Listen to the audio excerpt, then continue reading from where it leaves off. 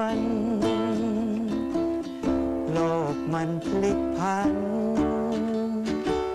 แมลงวันถูกต้อง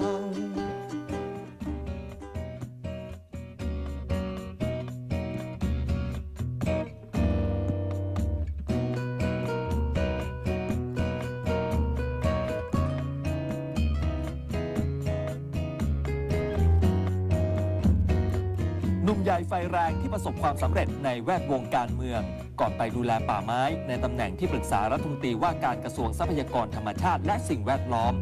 ด้วยหัวใจนักอนุรักษ์เข้าใจธรรมชาติของป่าและฝูงสัตว์จึงได้ขึ้นนั่งเก้าอี้ผู้อำนวยการสวนสัตว์ล่าสุดยังเตรียมจัดงานใหญ่ที่ไทยเป็นเจ้าภาพในการประชุมเชิงวิชาการประจำปีของสมาคมสวนสัตว์เอเชียตะวันออกเฉียงใต้ครั้งที่ 19 ภายใต้แนวคิดคืนสัตว์สู่ป่ารักษาชีวิตให้ธรรมชาติพิมุกสิมโรธผู้อำนวยการองค์การสวนสัตว์ในพระบรมราชูปถัมภ์สวัสดีครับคุณพิมุกครับสวัสดีครับ สวัสดี โอ้โห ค่ะ ยินดีที่ได้รู้จักนะพบกันอีกครั้งหนึ่ง ในบทบาทใหม่ ในบทบาท ไม่ได้พบกันนาน ใช่โอ้โหคุณพิมุกก็คือเงียบไปเลยหลังจากที่เป็นสส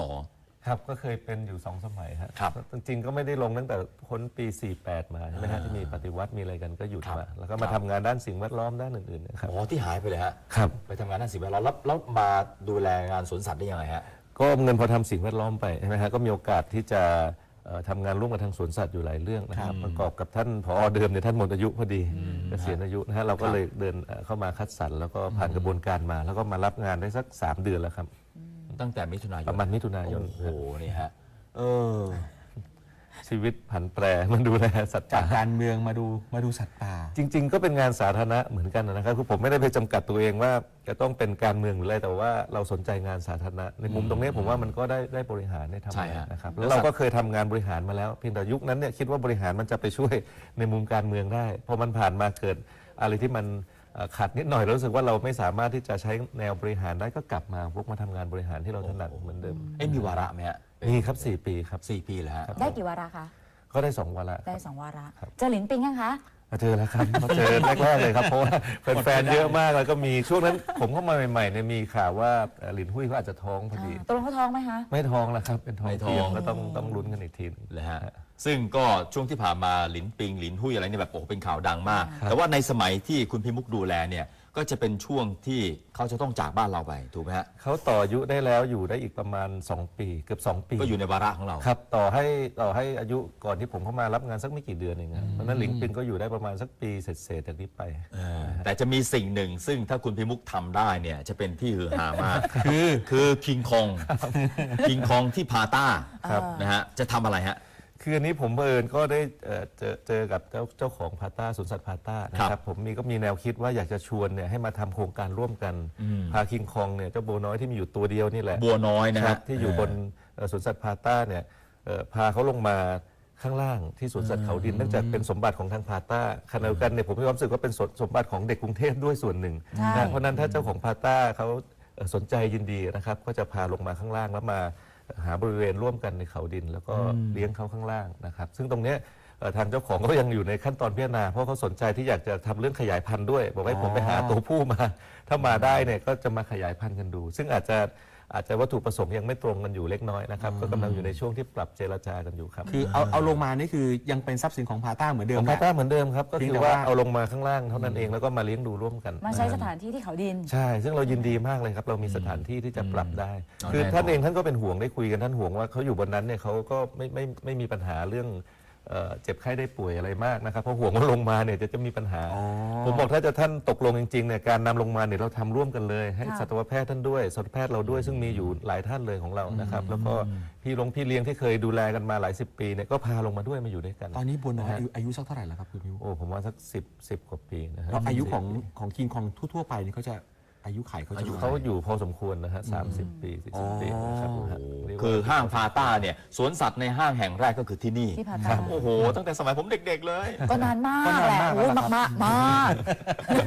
แล้ว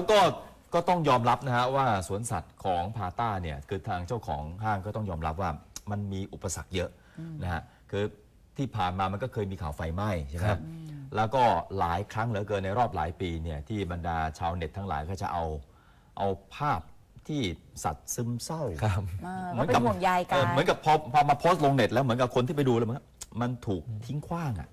ประมาณนั้นนะ เขามองกันอย่างนั้น ท่านอาจจะไม่ได้ทิ้งขว้าง แต่ว่าผมเห็นด้วยกับคุณพิมุกนะถ้าสามารถเจรจาให้ ครับ เออ ก็ มาดู อยู่ แล ระหว่างคุยอยู่แต่ทั้งนี้ก็คือเป็นสิทธิของทางเจ้าของห้างพาต้า แน่นอน ครับเพราะหลายท่านก็บอกว่าเอ๊ะทำไมผมไม่นำมาเลยเขานึกว่าอยู่ภายใต้การควบคุมของสวนสัตว์ไม่ใช่ครับว่าท่านเป็นสวนสัตว์เอกชน ท่านก็จะขึ้นทะเบียนกับกรมอุทยาน ส่วนเราก็เป็นสวนสัตว์ของภาครัฐเราก็ขึ้นทะเบียนเหมือนกันแล้วก็ต่างคนต่างบริหารกันเพียงแต่ว่าความร่วมมือเนี่ยทำร่วมกันได้ แต่สั่งกันไม่ได้นะครับอยู่ผมไม่สั่งว่าเอาตัวนั้นตัวนี้ลงมาเนี่ย ไม่ได้ ผมทำไม่ได้แต่ถ้า5สวนสัตว์ผมเองเนี่ยผมสั่งได้ ย้ายตัวนั้นไปที่นี่ย้ายจากโคราชไปที่เชียงใหม่เขาเขียวมากรุงเทพตรงนั้นผมทำได้นะครับแต่นี่เป็นของเอกชนนะฮะ แล้วถ้านะคะลองเจอกึ่งกลางเช่นย้ายมาอยู่ที่เขาดิน แต่ลองพยายามมีตัวผู้มา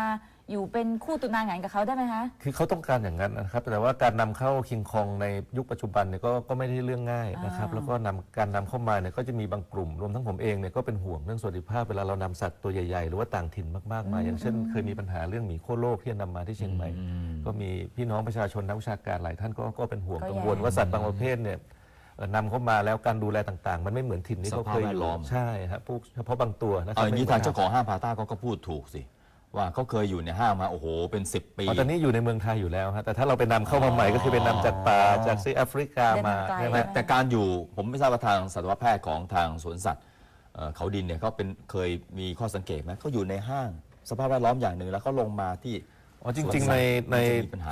เขาคงไม่ต่างมากเพราะมันก็คืออยู่ใน บริเวณ บริเวณใช่ไหมฮะในอยู่ในบริเวณจะอยู่บนห้างหรือเขาดินเนี่ยมันไม่ต่างกันในการดูแลเพียงแต่ว่าเราเปิดสถานที่มันกว้างขึ้น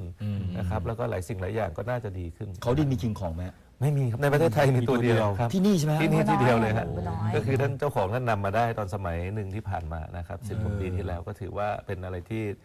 เป็นตัวเดียว ตื่นเต้นอะ ในประเทศไทย คิง นะ ข ครับ องนะ ยังอยู่ระหว่างการเจรจายังไม่ปิดทางสักทีเดียว ยังครับผมเองก็ยังมีความหวังอยู่แต่ทั้งนี้ผมก็พูดกับท่านเจ้าของประจำนะครับคุณคณิตว่ายังไงเนี่ยต้องอยู่ที่ท่านนะ เพราะว่าผมเองเนี่ยเป็นผู้เสนอเท่านั้นเอง แล้วก็เป็นความคิดที่ขึ้นมาระหว่างที่ผมเข้ามารับผิดชอบตรงนี้ แล้วแต่ท่านถ้าท่านสนใจเนี่ยผมพร้อมที่จะเอาคุณหมอหรือว่าคนที่ดูแลเกี่ยวกับเรื่องนี้เข้าไป เป็นพิเศษเลย ศึกษาร่วมกันเป็นพิเศษเลยนะครับผมอยากให้เด็กกรุงเทพเนี่ยก็ได้เรียนรู้เรื่องสัตว์ป่าเรื่องอะไรจากสิ่งที่เขาสนใจนะครับบางทีคิงคองก็คล้ายๆแพนด้าคือ มันก็มีความเป็นดาราเขาอยู่ แล้วเราไม่ต้องกวนไปนำจากแอฟริกามาหรือที่ไหนที่ต้องให้ NGO หรือว่านักวิชาการเขากังวลเรื่อง มีอยู่แล้ว การอยู่นี่เขาอยู่แล้วอยู่ในคอกอยู่แล้วอยู่ในสถานที่อยู่แล้วนะครับ